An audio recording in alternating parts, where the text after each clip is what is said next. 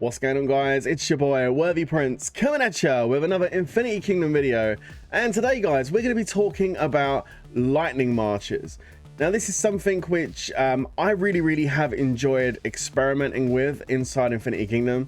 It's not necessarily the march that you automatically get drawn to or go for when you first start playing the game. As per my previous video on Water March suggested, that generally speaking is the march most people go for, is the Water March. And then if they don't go for water, a lot of people tend to go for earth because earth counters water. And bearing in mind most people do go for water at the start, kind of makes sense to go for earth, right?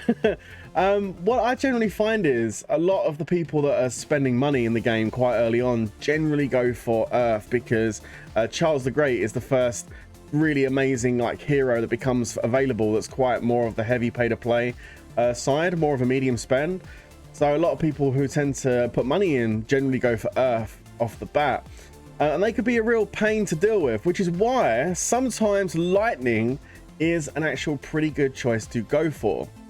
Now, if you followed me during the recent Contention of Legends event, you'll know that I decided to go lightning on my march, and I'm still developing it now. And today I'm going to talk to you about the early game, the mid game, the late game of where you want to take your lightning march from the beginning to the end. And then also what kind of skills you should be kind of putting on, what kind of focus you should have. Hopefully you can get some good info from this vid today if lightning march is something you're interested in starting up. Before we start though, don't forget to smash that like button, guys, and don't forget to hit subscribe if you're enjoying the Infinity Kingdom content, because there is more to come. And if you haven't played Infinity Kingdom, check out the link in the description below where you can download Infinity Kingdom for yourself and try it out and play it. Okay, we made it into the castle. Now, the first thing I'm going to do is take a look at the troops, okay, that make up the lightning march. Now you can see I've already got my dragon here in place. Of course, the starting point of any lightning march is the dragon, and a really important factor as well, because it adds a lot of the power that your march is going to have.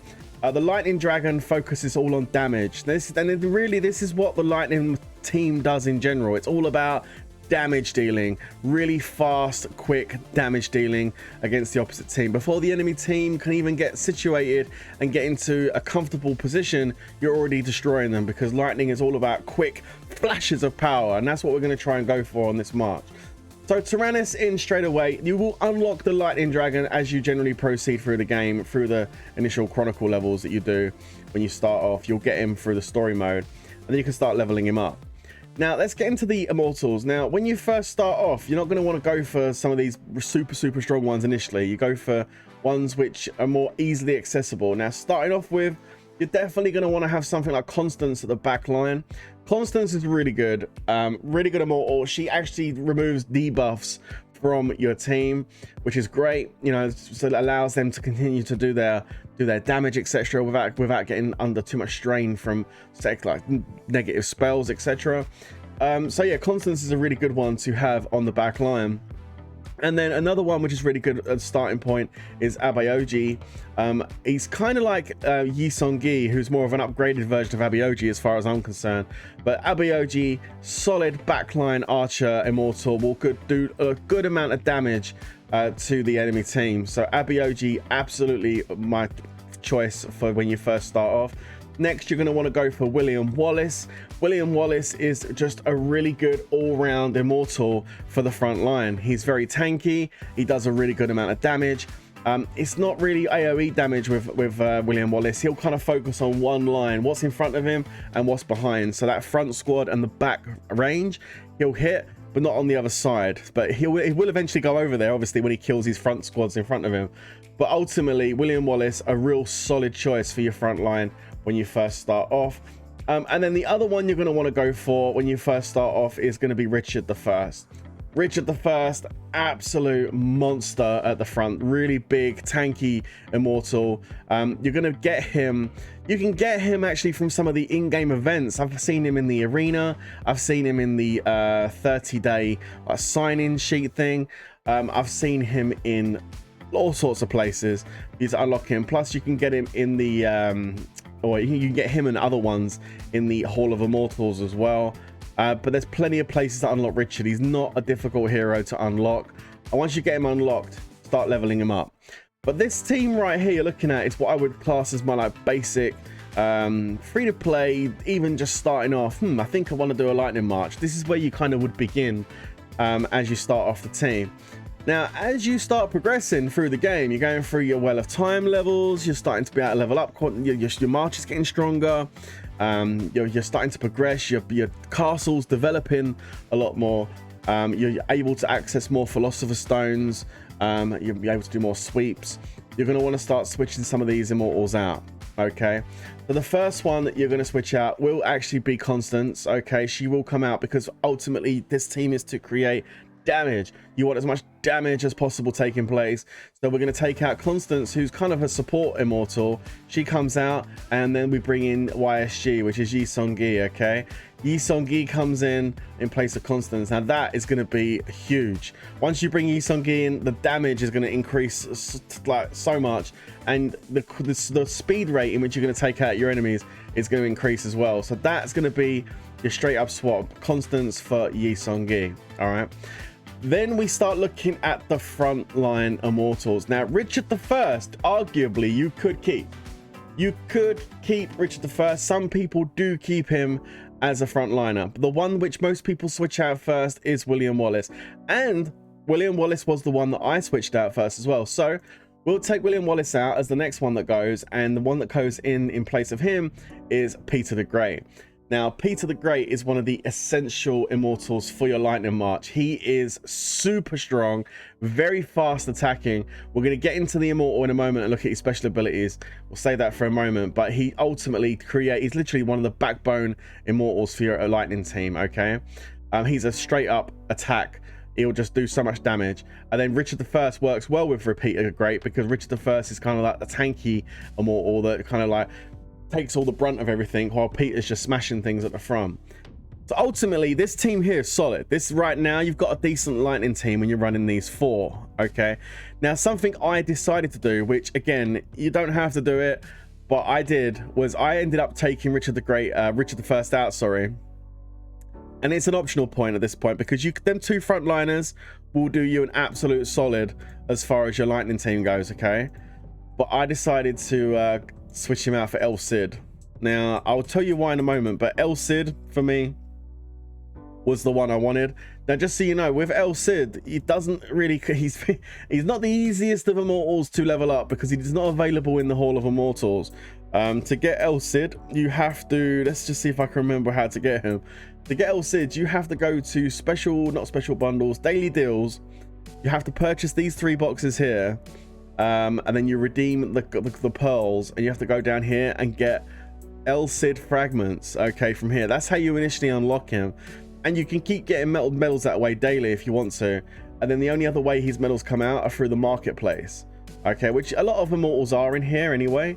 But if we go to the drop rate thing here, you can see he does have the chance of a 0.04 drop for the whole immortal to come out of here. I'll be honest with you, I haven't seen it. But his medals do come out there, 2.78%. It's quite a low drop rate, but they do drop, and over a period of time, it's going to take you a while, you will eventually max him out. And he is a solid immortal, and I'll explain why shortly. But again, you don't have to go for El Cid. You can use Richard the First. He is a solid lightning immortal. And then something happens. Well, not necessarily something happens, you have to make the choice as to whether something's going to happen or not when it comes to a lightning march. There is another immortal which you can bring in here, which literally elevates the lightning march to the next level. As it stands right now, it's really strong, but if you've got some money to spend then I would highly recommend getting Genghis Khan. I've got him here he comes, the big boy himself. Look, there he goes.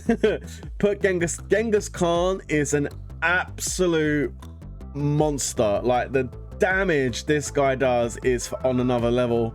It's insane. So right now you're looking at my complete lightning march. This is the end game lightning march for me. I mean, I say end game, they have got some new lightning immortals coming out, so things might be changing, who knows. But as it stands right now, this is a solid lightning march. It really is a good one. If you've got this team up and running, you're definitely going to be smacking some people. And again, Richard the First, you can switch out for El Cid. Now, let's get into the actual Immortals as to why I chose El Cid, etc. over Richard. El Cid, for me, this guy, he's a really good Immortal, and I think one of the most underrated ones. Not everyone goes for him. But I had to show El Cid some love here. Check out this skill here, look. Reduces the physical damage inflicted on your front row of troops by 30%, right? And when they're targeted by normal attacks, there's a 65% chance of inflicting physical damage on the enemy, damage rate 100% for 12 seconds. Guys, basically he's deflecting damage and he is actually reducing physical damage that they're doing. He's basically debuffing. He's actually debuffing the enemy, which is absolutely awesome. Right. Now, if we jump over to Peter the Great, okay, the reason why El Cid works well with him is because if we click on the skill down here, Mighty Thunder, which is his main skill, purifies the enemy targets directly ahead, dispelling all buffs and inflicting physical damage. I mean, this guy is dispelling all their buffs. He's debuffing them, but from a different angle. He's basically debuffing them by taking away their their buffs. Which is crazy. You got El Cid debuffing their health or debuffing their damage they're doing, and then you got Peter the Great here debuffing their buffs, which is insane, and it inflicts physical damage as well, which is awesome. So yeah, between the two of them, they work really well. They're called the debuffing frontline. So you're debuffing their team dramatically and then causing massive damage, but reducing the amount of damage overall they're doing to you. So having Peter and El Cid on the front line is just a match made in heaven. And then of course with Yi Songi over on the back line, causing all sorts of problems for the enemy. This guy's abilities are insane. Massive multi damage across all of the battlefield. Really, really good stuff.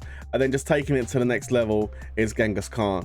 Genghis Khan is an absolute beast of an Immortal, guys. The damage this guy is going to do for you is going to be phenomenal. You notice it almost instantly once you put him into your team. And this skill right here that you put in, or that he has, Arrow Storm, inflicts physical damage at 440% at max to all enemies. No one's escaping Genghis Khan, and causes wound. Enemies cannot be healed for 10 seconds. So if you're up against one of those teams, those dodgy water teams that always heal themselves and stop you from killing them, this guy is going to put a spanner in the works, because he's going to stop their whole team from healing, while all the rest of your team's doing massive damage and debuffing and the dragon flying in. I mean, overall, it's just an epic march, and it just does so much damage. And I'm going to show you the march in action in the new Well of Time upgrade they've done, because they've just updated Well of Time with some pretty tough levels. So we're going to dive into that now and show you the Lightning March in action. So let's get it. All right, guys. So part of the new update was they actually added some more Well of Time levels. We're going to dive into that, and I'm going to use this to demonstrate the Lightning March. Okay. Yeah, basically they increased the chapters available in here by 3. We've now got Lunar Eclipse, The Twilight, and Die for Jord. So we're going to dive into this 13.1 just to show you how the Lightning March looks in battle. It's pretty good stuff. So let's dive into this now and challenge this one. Let's see how we get on. And you'll see what I'm talking about by the amount of damage this does. Obviously, you'll see what it's like with Genghis Khan here, just causing huge amounts of damage. We'll start building up those ultimates. Here we go. And already, even without doing anything, they're causing some pretty good damage here. Once you see me fire this off, first of all, let's go ahead and reduce the damage they're doing to us. And then we're going to go ahead and fire off our Immortal abilities. And then followed by a dragon. And just look at this team get absolutely decimated. Boof. And it's that's all she wrote, right? Wow, crazy stuff. I didn't lose hardly anything on that. Now we go through to the second part. This one's normally a little bit more difficult, and we used all our abilities, so we'll see how we go. Again, leveling them up. Here we go, getting ready to fire off again. Coming in with their ability now. It's like it's going to freeze a couple of my Immortals. I'm going to wait a second before I do those. Wait for Genghis Khan and for El Cid here to unfreeze. There it is. Fire it off. Come on, come on. There we go. Genghis Khan. As soon as he fires, bang. Game changer. Dropped nearly 10% just off of Genghis Khan's hit there. Firing off Yi Songi, Peter the Great. More damage. Just ultimately, you're literally destroying them before they get the chance to even get a foothold in the match. Absolute crazy. The damage is insane, and look, I'm hardly taking any losses on this. Lightning overall is just so much fun to play. I really enjoy the special effects, the graphics, the way it looks. It's definitely one of my favorite marches that I've built. So yeah, really enjoying the Lightning March. The good thing about the Lightning March is all the Immortals are really easily accessible, whether you're going through the marketplace or whether you're going to go through the Hall of Immortals. Apart from, of course, the obvious, which is Genghis Khan. The rest of the Lightning Immortals you can get through the game without having to go too heavy on spending. But like I said, if you can stretch a little bit extra, Genghis Khan, like I said, is night and day the difference he does make. It certainly make your lightning team super strong. But again, just to remind here that apart from all the other events and stuff that go on, because medals are always available in various different events, the majority how I got my medals are like, again, through here. Again, all of the Immortals you need are in here. Peter the Great is in here. You've also got Yi Song-gi in here as well. Okay, and all the lower level ones are in here as well, like Constance, and also William Wallace as well. There we go, there he is. And also Abioji as well. So all the ones you need are in here, and these purple ones and the blue ones come up pretty frequently. So yeah, you shouldn't have too much of an issue getting those. The one I struggled with the most was actually Peter the Great. He would not, if you remember me doing my my Contention Legends account, I just couldn't get him out. Eventually I did get him, but it took me a long while before I finally found him. Once you unlock him, you don't need to necessarily go through the Hall of Immortals. You can go into the marketplace daily and sweep, and away you go. Click this and sweep, and the medals will come up to, for what you need, and you just grab them. All right, but anyway, hopefully that did help you a little bit to give you an idea of what kind of Immortals to go for on your Lightning team, where to start from, the beginning level, and then work your way up from there. Again, if you enjoyed the video, don't forget to hit that subscribe button, guys. Don't forget to hit like. I'll be back at you with some more Infinity Kingdom content very soon. But until then, stay safe, everyone, and of course, peace out.